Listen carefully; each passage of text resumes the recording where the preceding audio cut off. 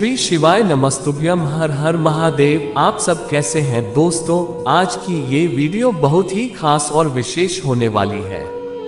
आज की इस वीडियो में आपको 3 बहुत ही लाभकारी उपाय बताएंगे। इन उपायों को करने से आपके सारे संकट दूर हो जाएंगे। दोस्तों, पहला जो उपाय होगा, ये उपाय चौमुखी दीपक का बहुत ही लाभकारी उपाय है। अगर आप कर्ज की समस्या से परेशान हैं, आपका कर्ज उतर नहीं रहा है, तो इस उपाय को मंगलवार के दिन करने से आपका कर्ज तुरंत ही उतर जाएगा। दोस्तों, दूसरा जो उपाय है, ये उपाय भी बहुत ही लाभकारी है। आपकी कैसी भी कोई मनोकामना हो, आपके जीवन के कैसे भी कष्ट हो, इस उपाय को करने से आपके सारे कष्ट दूर हो जाएंगे।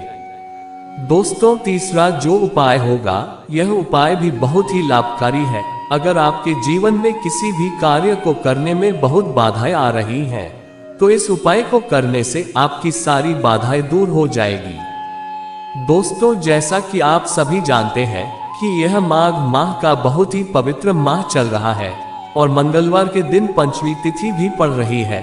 पंचमी तिथि का बहुत ही महत्व होता है और मंगलवार को हनुमान जी की पूजा करने से आपके सारे कष्ट दूर हो जाते हैं।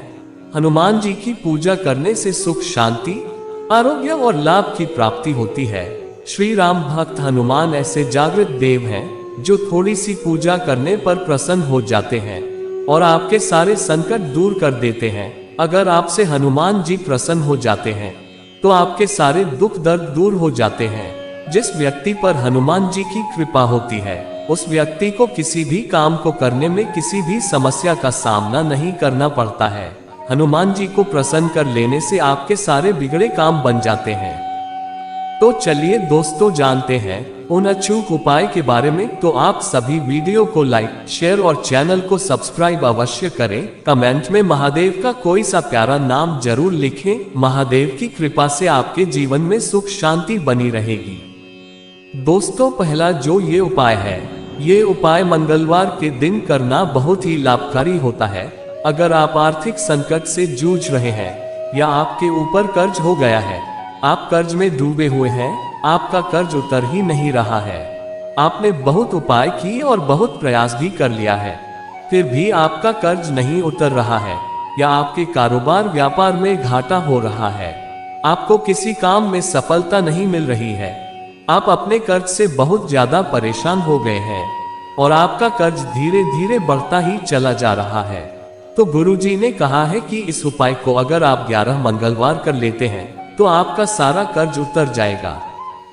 दोस्तों, इस उपाय को करने के लिए आपको शुद्ध आटे से एक चौमुखी दीपक बनाना है और उस दीपक में आपको 4 बाती लगा देना है और आपको थोड़ा सा चमेली का तेल लेना है और आपको एक बरगद का पत्ता लेना है और फिर इन सामग्री को लेकर आप किसी हनुमान जी के मंदिर चले जाएं या आप किसी भी ऐसे मंदिर में चले जाएं जहां हनुमान जी की मूर्ति हो, और फिर उस दीपक को जलाकर उस बरगद के पत्ते के ऊपर रख दें और फिर उस पत्ते को उठाकर हनुमान जी की मूर्ति के सामने रख दें। ऐसा करने से आपका कर्ज धीरे धीरे उतरना शुरू हो जाएगा और साथ में ऐसा करने से शनि की बाधा भी आपके पास नहीं आएगी। शनि बाधा से आप मुक्त रहेंगे, क्योंकि शनि बाधा अगर व्यक्ति पर बनी रहती है तो उस व्यक्ति का कर्ज कभी समाप्त ही नहीं होता है। दोस्तों, इस उपाय को आप किसी भी मंगलवार और किसी भी शनिवार के दिन कर सकते हैं। अगर आप ये उपाय मंगलवार के दिन या पंचमी तिथि के दिन करते हैं, तो आपको शुभ फल की प्राप्ति होगी। आपकी समस्या बहुत ही जल्द दूर हो जाएगी। दोस्तों, दूसरा जो ये उपाय है, यह उपाय पंचमी तिथि के दिन करना बहुत ही लाभकारी होता है। इस उपाय को पंचमी तिथि के दिन करने से आपके जीवन के सारे कष्ट, दुख, तकलीफ दूर हो जाते हैं। इस उपाय को करने से आपकी सारी मनोकामनाएं पूर्ण होगी।